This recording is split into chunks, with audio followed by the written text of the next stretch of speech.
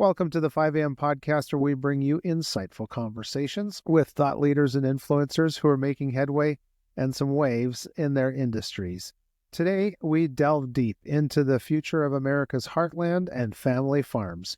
Our guest today is an author of the critically acclaimed book, Land Rich, Cash Poor: My Family's Hope in the Untold History of the Disappearing American Farmer. Our guest today brings a unique perspective to our discussion, having grown up on a family farm in Sauk County, Wisconsin. His book weaves together forgotten eras of American history with his own family's four-generation struggle to survive in Midwestern farm country. Join us as we discuss the future of modern and family farming.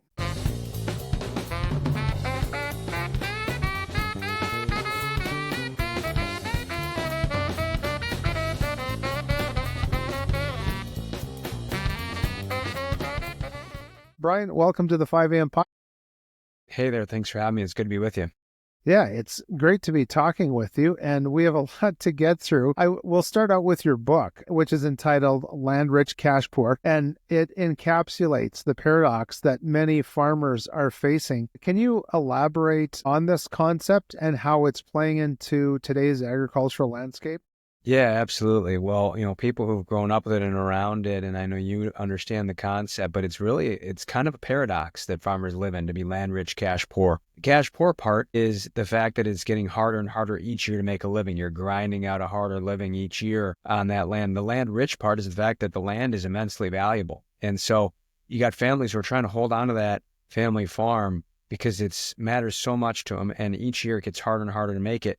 Now, or they could turn around and sell it, but in doing that, they would lose everything else. They lose their home. And it's not just your mom and dad's job, right? When you grow up like I did, it's your home, your community, your heritage. And so that land-rich, cash-poor dilemma of holding on to that land at all costs, but it being harder and harder to make a living on it, it's a real push-pull that people live in. My family's lived it for 4 generations, and that's what we talk about in the book, is the hidden eras of history driving the disappearance of farmers in America. And we weave that with my family's story from, the Great Depression to today. Yeah. So just out of curiosity, where your family's farm is, what would it cost per acre? Wow. That's a great question. It's been going up and up. I mean, it can be several thousand. Boy, it depends upon whether you got buildable lots or not. I mean, sometimes, it can be, 20,000, something like that, an acre. Now, work land and woodland and all that can be a little bit different, but it's a lot. And so there's real pressure there for farmers who are finding it harder and harder to make a living each day on that land. There's real pressure to turn around and sell it for development. And some of that's necessary, but man, that and so many other things have wiped out so many more farms than I think we ever would have contemplated if we'd known what was happening. Right. So is residential development, is that actually who the buyers are? Oftentimes it's residential development. Yeah, people coming out to build individual houses, things like that. Sometimes it can be urban sprawl, but the same thing, residential development in that sense. But over the years, it's been a number of things. Some of it is farms giving way to development. Some of it is one farm being sold to another. Some of it is farms just clean going under, going bankrupt. It's all of those things as we have these large economic forces driving us toward the farming lifestyle getting harder and harder to hold on to. Yeah. So the community town that you would have grown up in and your parents would have grown up in, has that shrunk, like the number of students, the school, all of that? You're so right. You're hitting on a really crucial issue, which is that these communities in many cases were built by the farms. The farms were the economic dynamo in the area, and they built up these communities. And as the farms have disappeared, which has been going on now for the past century, the communities begin to struggle as well. And you're absolutely right. Where I'm from, Sauk County, lost its residents aged 20 to 24 every single decade of the 20th century after that began happening in the 1940s. And just in general have lost population. I'm from the closest town to our farm is a village called Plain, Wisconsin. And that has gone down in population each census for as long as I can remember. And it's still a wonderful town. There's still a lot of great, important life going on there, important economic activity, resilient people in that town and the surrounding areas, my family included. But, when you're losing your farms and you're losing your population, and then in more recent decades, you lose maybe some manufacturing jobs and other types of economic activity, it really is a big economic decline that is very hard to contend with no matter how resilient you are. Right. Well, let's circle back to your book. It traces your family's farming history from the Great Depression to modern times. What parallels do you see between the challenges that the farmers faced back then, let's say page 1 of your book, to the current situation. I don't know if we want to call it a crisis, but the current time of 2025. Yeah, absolutely. You know, it really is a function of deep economic hardship that affects not only rural America, but our entire food supply. And that's the way it's been from the beginning. I was amazed as I went back and investigated what was going on in these earlier areas of history, not on forward. As I looked at them, I saw so many parallels. And as I wove that with my family story and began to have an understanding of what was going on,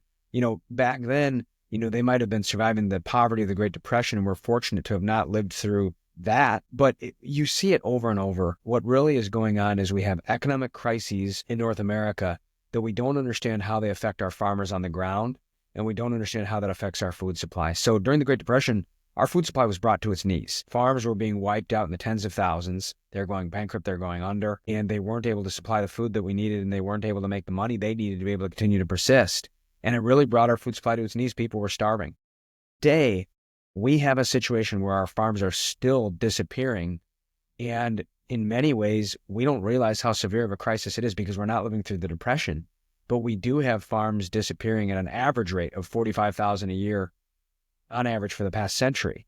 And the disappearance is still happening. And when you look around, you can see the insecurity of our food supply. And these things are connected. You know, food prices are higher than many people want them to be. People are concerned about the health of our food. And there's literally just the security of our food, whether it is bird flu, whether it was COVID, all of these different ways that it is so easy for our supply chain to be disrupted. One of the reasons that it's easy for our supply chain to be disrupted is because the number of farms we've wiped out in this country. That's crazy. It legitimately a terrible situation for a nation to lose its food producers. You and I briefly spoke about one of my favorite subjects, which is like farm to table. That's how I grew up, and many people around me also that same way. And now, you know, my wife and I, we don't buy beef from the grocery store. We don't buy eggs from the grocery store. If we can get it from someone that's in our farming community, we get it from them. Can you talk a little bit about this in terms of, is it possibly the saving grace or a smarter way to perpetuate community? Yeah, you're hitting on exactly the issue that we need to be focused on, which is if we can find a way for our farms to provide more local and regional food. Also, if we can find a way for our farms to sell into more specialty food markets, you know, different types of specialty crops that can be grown that can inform health foods and other types of food that people want more and more. We can have a world where farms have new entrepreneurial opportunity to try to find a way forward, and where consumers have more choices that can give them greater comfort in the health of their food and the freshness of their food, can give them more options in the marketplace. And, you know, it used to be that the food that you buy off the regular national supply chain was cheaper than what you could buy at a local farmer's market or something like that. Not always the case anymore. No, I mean, food prices have skyrocketed. Yes. And so in many cases, you're comparing foods that are of similar cost. And by supporting local and regional farmers, you can increase the health of your food, increase the security of your food, and, you know, in some cases, be able to find food that's as affordable or more affordable, depending upon the product. Yeah, absolutely. Here's a rabbit trail. We got to take it. What can you tell us about the benefits of grazing? We're going to come back, but I'm going somewhere with this. Yeah, you know, anything that we can do that is natural from the ground is a good thing for us. And, you know, the reality is that there's ways to do it that are rotational, that are good for the environment, that can be good for the food that we grow. And it's true not only of cattle, but of chickens and all kinds of different animals. That's right. So this, in my mind, what we're talking about here, food to table, and that's our current, we'll get back to your book because I have a couple more questions to ask you about this, but I feel that it's really connected. And it's actually about building community. Can you talk a little bit more, because your book talks and your personal experience actually is about your farming community shrinking. And can you talk about that connectedness once people realize, wow, you know, instead of us spending this much at a big box store, what benefit does that actually have for a farm family in your community?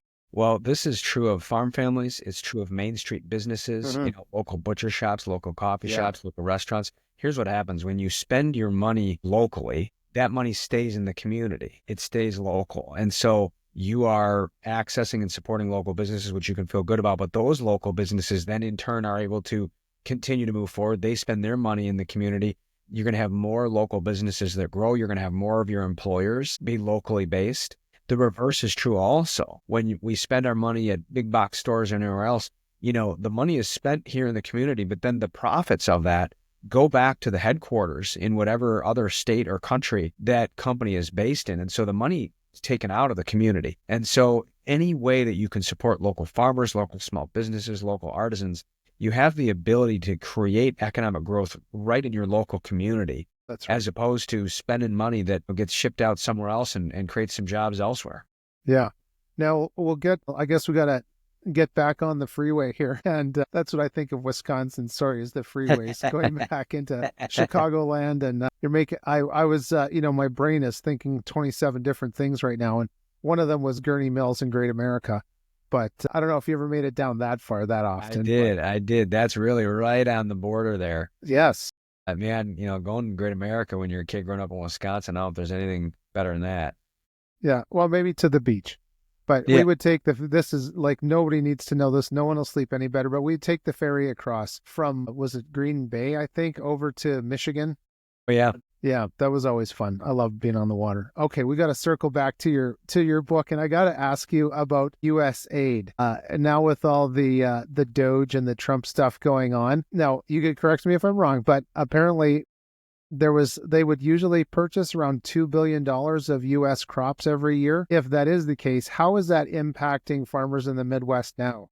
Yeah, it's billions of dollars in aid that's generally purchased from American farmers and then distributed as food aid to other countries. Gotcha. And what has happened is it's actually been a very fast, quickly evolving situation. So when they moved to shutter USAID, what happened is it risked halting a lot of those programs. Now, since then, the U.S. State Department has announced that they're going to be working to keep food shipments going. The USDA has also announced that a variety of food aid programs will continue. And I think that probably the reason you're seeing that is because there is a recognition of the impact that was going to have on farmers who sell the food, who grow the food and sell the food for purposes of generating that aid. There's also an argument in favor, there can be a discussion around, is your country spending money on aid it doesn't need to? Are we just abetting foreign countries that are hostile to us that aren't necessarily helping? And are we giving them aid that isn't deserved? There's all kinds of room for discussion like that. But food aid is one of those things where you can benefit the American farmer and spread goodwill around the globe. And so I think there's some recognition of that. And so we're going to see where this goes because they've restored some of those programs. At the same time, we have to figure out what happens to the staff at USAID and other ways that this could continue to be effective. So we're kind of watching in real time what exactly is going to happen with that. But there has been a recognition of the importance of those programs for the American farmer. That's good. So what do you see as the leading cause of net farm income over the last years? Like, people are not eating less. So maybe it's not an income decrease, but is it the expense side of the balance sheet? Yeah, it's largely driven by expenses going up and up and up. And then on the income side, there not being a whole lot of new entrepreneur opportunity for our farmers. Gotcha. For the most part, we have, seed, fertilizer, energy, all those costs are going up. And at the same time, many of our farms are kind of trapped in old and broken markets. There aren't people, there aren't businesses, there aren't distribution chains out there to distribute and purchase and distribute new crops from them. But they've got, some old traditional crops that they can grow, and it's not enough to really help the farm thrive, but it's a basic level of income that they know is out there at least. And that's partially because we have had many of our markets become uncompetitive, anti-competitive, and it's also because of government programs and other things that steer farms in specific directions. So a lot of farms are trapped where they have these markets that really aren't sufficient to be able to grow and thrive, but it's some stability out there in a world where there isn't a whole lot of new entrepreneur opportunity, unfortunately. And that's largely because of the way that we eat. It's largely because of the highly processed, really processed food and the direction that our food economy has gone in general. Right. Now, speaking of that then, you've advocated for increased investment in organic agriculture research. How might this shift the focus and help address some of the economic and environmental changes that farmers are facing? Yeah, if we can go through a research and development revolution, it can do a lot. It can create a whole new generation of crops that we can be pursuing for American farmers to grow and for consumers to be able to consume. And the reality is that research and development has been suffering for a long time. In the United States, government research and development is at the lowest level it's been since the 1970s. And there's a lot of research and development that's done by the private sector, but not a lot of it is focused on technology that can work for medium and small farms as well. So both public sector and private sector, we need more research that's focused on what's called scale neutral technology. What that means is it's a technology that can be adopted by a medium or a small farm just as well as a large farm. And there hasn't been a lot of that for the past several decades. And it's been leaving farms behind, farms that are perfectly competitive, that are perfectly innovative, perfectly resourceful, happy to work hard, but the technology is not practical or affordable for a farm of their size. And so technology, which has advanced American agriculture for centuries now, has been leaving many of our farmers behind needlessly. So does this have anything to do, this lack of innovation, does it have anything to do with some of the food and agriculture things that came in back in the 70s? I think Richard Nixon kind of had his hand in some of that stuff. Does that make sense? Yeah, so one of the things that was happening, it was around that time that we had a really troubling tipping point. So 1940s and 50s, we were losing rural population because people were going from, and this is still happening, but the big driver then was people were going from the rural economy to the urban economy to go find opportunity in the bright lights of the city. And so we had people moving into manufacturing sectors. There was just a big economic shift going on. And one of the challenges we had is that you couldn't get the labor that you needed on the farm. And so there was a lot of technology that was designed around, hey, how can we have farmers able to take on more acres and more animals with fewer people breaking their backs to do it? And that was a good thing. We had that advancement. That's one of the reasons not everybody has to grow their own food anymore, and things like that. I mean, that advancement is a good thing to a point, but it went too far. And by the late 1970s, the wages between farm and factory had begun to balance out a little bit, where you didn't have to have technology finding ways for farmers to be able to do more with less labor. You didn't have to do that anymore. And we continued to do it.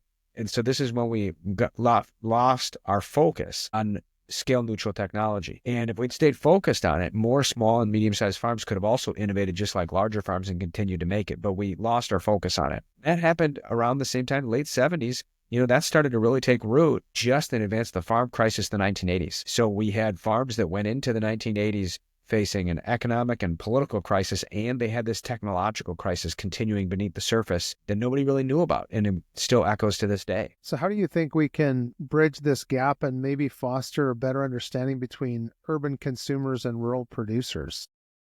Well, I hope that we can capitalize on the fact that people care more than ever about where their food comes from. Yeah. And many of the people who care about where their food comes from want to learn about farming, want to know what's going on, how it works, and that's a good thing. Some of the folks that want to make sure that we have healthy food, they maybe have lost the connection between that and the farm, and they don't realize that what's bad for the farmer is bad for the food supply. And so we need to be able to take this moment where people care about where their food comes from. We need to be able to really talk about how the issues affecting the farmer on the ground affect the food of every American dinner table, and really every dinner table in the world, whether anybody has ever set foot in a barn or in a field or a farmyard or not. Yeah.